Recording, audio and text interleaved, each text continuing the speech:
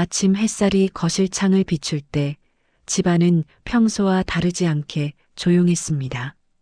며느리는 식탁 위에 놓인 찻잔이 아직 따뜻하다는 사실에 잠시 시선을 멈춥니다. 시어머니는 늘 아침을 마치면 방으로 들어갔는데 그날은 일찍 외출한 듯 보였죠. 며느리는 최근 들어 시어머니의 외출이 부쩍 잦아졌다는 사실을 떠올립니다.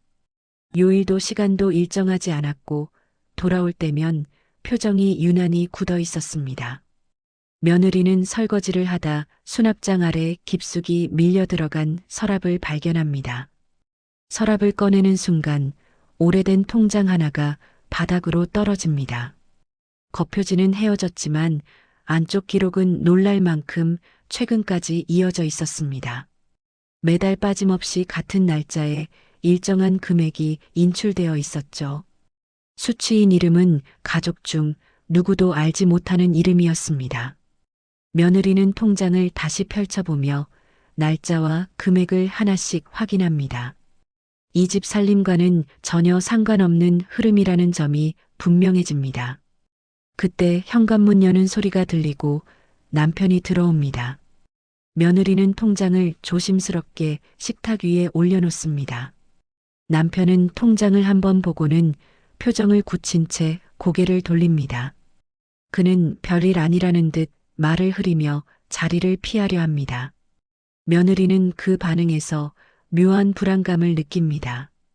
이 집안에 자신만 모르는 이야기가 있다는 확신이 들기 시작하죠. 잠시 후 시어머니가 돌아옵니다. 시어머니는 통장을 본 순간 눈길을 피하며 아무 말도 하지 않습니다. 그 침묵이 오히려 모든 것을 말해주고 있었습니다. 며느리는 그날 처음으로 이 가족이 생각보다 훨씬 단단한 비밀 위에 서 있다는 사실을 깨닫습니다. 며느리는 그날 이후 시어머니의 하루를 유심히 살펴봅니다. 외출 시간은 들쭉날쭉했지만 돌아오는 시각은 늘 해가 기울 무렵이었습니다. 시어머니는 귀가하면 곧장 방으로 들어가 문을 닫았습니다. 그 행동은 피곤함이라기보다 무언가를 숨기려는 듯 보였죠. 며느리는 우연을 가장해 시어머니의 외출 뒤를 따릅니다. 시어머니는 집에서 멀지 않은 시외버스 터미널 근처에서 발걸음을 멈춥니다. 그 주변에는 작은 병원과 요양시설이 모여 있었습니다. 시어머니는 그중 한 병원으로 망설임 없이 들어갑니다. 며느리는 병원 앞에서 한참을 서성이다가 안으로 들어섭니다. 접수대 직원은 시어머니의 이름을 듣자 익숙하다는 표정을 짓습니다. 직원은 보호자 확인을 하며 다른 여성의 이름을 함께 언급합니다. 며느리는 그 이름이 통장에 적혀 있던 이름과 같다는 사실을 알아차립니다. 며느리는 조심스럽게 그분은 어떤 분이냐고 묻습니다. 직원은 가족은 아니지만 오래전부터 함께 왔다고 답합니다. 며느리는 더 묻지 못하고 병원을 나섭니다. 확실해진 것은 시어머니가 누군가를 오랫동안 돌보고 있다는 사실이었습니다. 그날 밤 남편은 이유 없이 예민해 보입니다. 작은 소음에도 놀라며 잠을 이루지 못합니다. 며느리는 그 모습이 병원에서 들은 이름과 연결되어 있다는 생각을 합니다. 가족 안의 비밀이 단순한 돈 문제가 아니라는 느낌이 강해집니다. 며느리는 창가에 서서 어둠이 내려앉은 거리를 바라봅니다. 의심은 이제 추측을 넘어 확인해야 할 문제로 바뀌었습니다. 이 집안에서 숨겨진 사람은 한 명이 아니라는 예감이 듭니다. 그리고 그 시작이 시어머니라는 사실만은 분명해졌습니다. 며느리는 병원에서 돌아온 뒤 잠을 이루지 못합니다. 통장 속 이름과 병원에서 들은 이름이 머릿속에서 계속 겹쳐집니다. 며느리는 다음 날 시어머니의 오래된 서류 상자를 꺼내 살펴봅니다. 그 안에는 현재 주소와 전혀 다른 옛 주소가 적힌 문서들이 섞여 있었습니다. 그 주소지는 남편이 어린 시절 잠시 살았다고 말한 지방 소도시였습니다. 며느리는 그 사실이 우연이 아니라는 느낌을 받습니다. 며느리는 인터넷과 오래된 전화번호부를 통해 그 동네를 알아봅니다. 운 좋게도 그 지역에 아직 남아있는 부동산 중개소와 연락이 닿습니다. 며느리는 예전 거주자에 대해 조심스럽게 묻습니다. 중개인은 한때 중년 여성과 아이 그리고 또 다른 여성이 함께 살았다고 기억합니다. 그 집은 동네에서도 사연이 많았던 집으로 알려져 있었다고 합니다. 며느리는 그 아이의 나이를 묻고 남편의 나이와 정확히 맞아떨어짐을 확인합니다. 전화를 끊은 뒤 며느리는 한동안 움직이지 못합니다. 남편의 어린 시절 사진들이 떠오르지만 그 이전의 기억은 늘 비어 있었습니다. 며느리는 남편에게 그 동네 이야기를 꺼내봅니다. 남편은 잠시 멈칫하더니 표정을 굳히고 화제를 바꿉니다. 그날 저녁 시어머니는 병원에 다녀왔다며 몹시 지친 모습으로 돌아옵니다. 며느리는 시어머니의 손이 미세하게 떨리고 있는 것을 봅니다. 그 손에는 오래된 상처 자국이 선명하게 남아 있습니다. 그 상처가 오랜 세월 감춰온 선택의 흔적처럼 보입니다. 며느리는 점점 확신하게 됩니다. 숨겨진 여자는 단순한 타인이 아니라 이 가족의 과거와 깊이 엮여 있습니다. 그리고 그 중심에는 시어머니와 남편이 함께 서 있었습니다. 진실은 이미 모습을 드러내고 있었고 이제 돌아갈 수 없는 지점에 다다랐습니다. 시어머니는 그날 아침에도 아무 말 없이 집을 나섭니다. 며느리는 더 이상 망설이지 않고 뒤따르기로 합니다. 병원 앞에 도착했을 때 시어머니의 걸음은 평소보다 느려 보입니다. 마치 마음의 준비를 하는 사람처럼 발걸음을 멈췄다 다시 옮깁니다. 병원 안은 조용했고 소독약 냄새가 진하게 퍼져 있습니다. 며느리는 시어머니보다 한 발 늦게 병동으로 들어섭니다. 그곳에서 처음으로 그 여자를 보게 됩니다. 침대에 누운 여자는 나이가 가늠되지 않을 만큼 수척해 보입니다.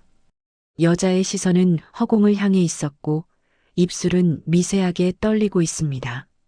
시어머니는 아무 말 없이 침대 곁에 서서 여자의 손을 잡습니다.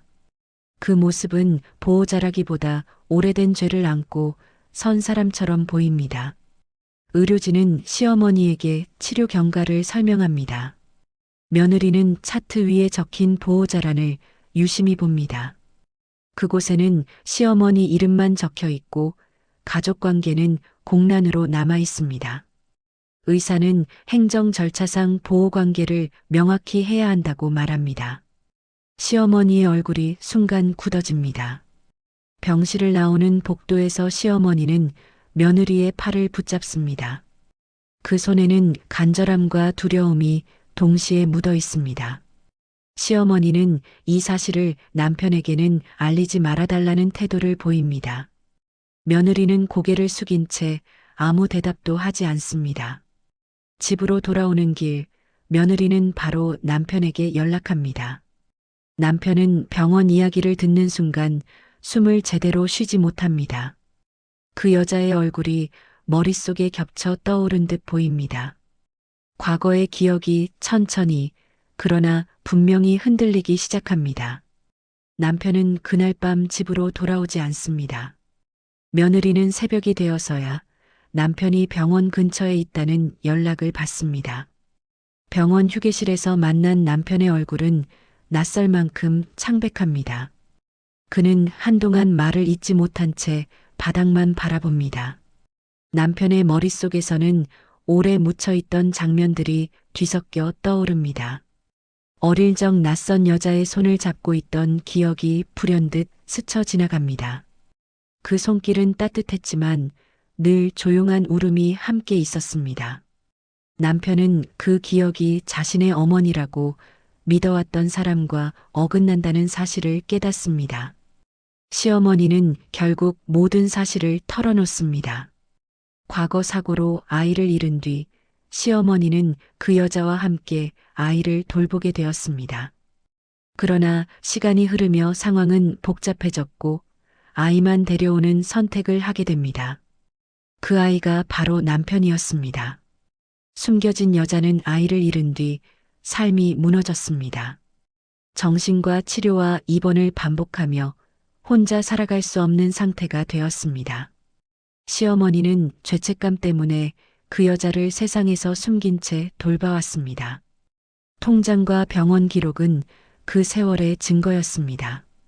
남편은 자신이 누군가의 삶을 대신 살아왔다는 사실에 큰 혼란을 느낍니다. 자신의 이름과 가족, 모든 기억이 흔들리기 시작합니다. 며느리는 그 모습을 지켜보며 쉽게 다가서지 못합니다. 이 진실이 누구에게도 완전한 구원이 될 수 없다는 사실을 알고 있기 때문입니다. 병실 문 너머에서 숨겨진 여자는 조용히 누워 있습니다. 그 존재만으로도 이 가족의 과거와 현재가 동시에 무너지고 있습니다. 남편은 그 문을 바라보며 오래 서 있습니다. 이제 더 이상 피할 수 없는 선택의 시간이 다가오고 있었습니다. 진실이 모두 드러난 뒤 집안의 공기는 완전히 달라집니다. 남편은 집에 돌아오지만 말수가 극도로 줄어들어 방에만 머뭅니다. 식탁에 마주 앉아도 서로의 눈을 피한 채 숟가락만 움직입니다. 시어머니는 더 작아진 모습으로 집안을 오가며 기척을 지웁니다. 며느리는 병원에서 걸려온 전화를 받습니다. 숨겨진 여자의 상태가 악화되어 집중 치료가 필요하다는 내용입니다. 병원 측은 보호관계가 불분명해 더 이상 현재 방식의 돌봄은 어렵다고 설명합니다. 공식적인 보호자 지정이나 시설 이전이 필요하다는 통보가 이어집니다. 이 소식은 가족을 다시 흔듭니다. 남편은 병원 이야기를 듣는 순간 감정을 억누르지 못합니다.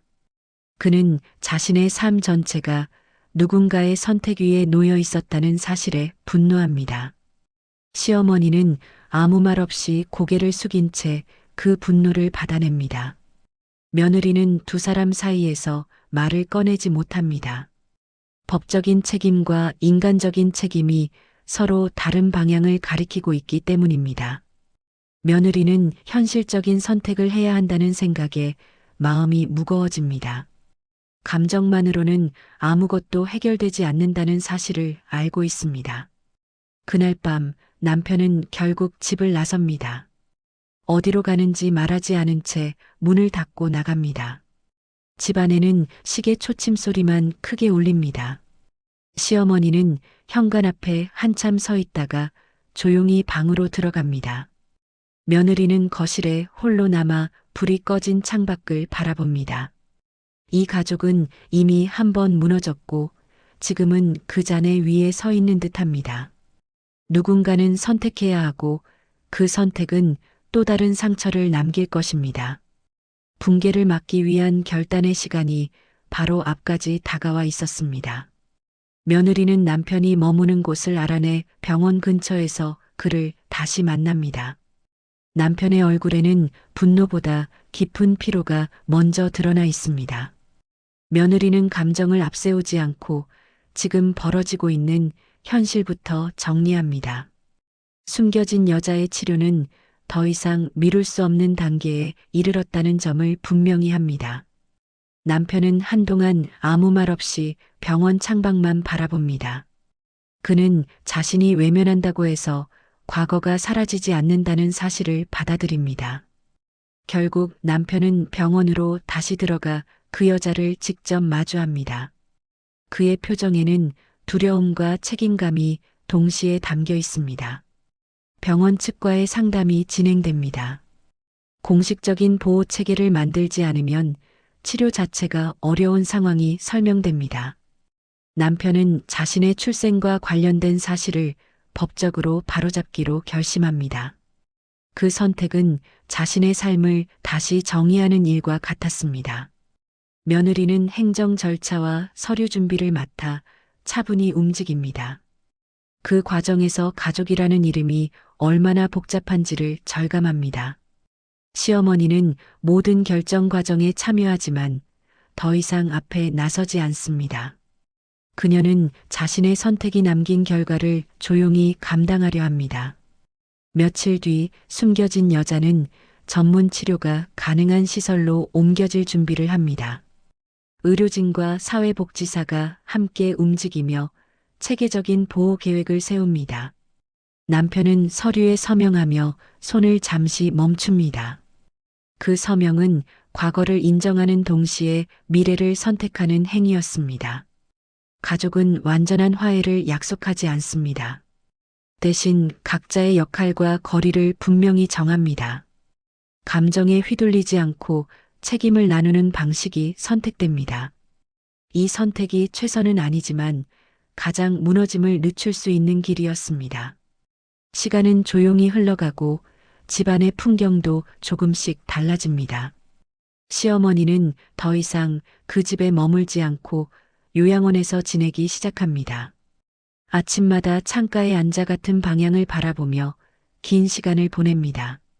그 표정에는 후회와 체념이 섞여 있지만 도망치려는 기색은 없습니다.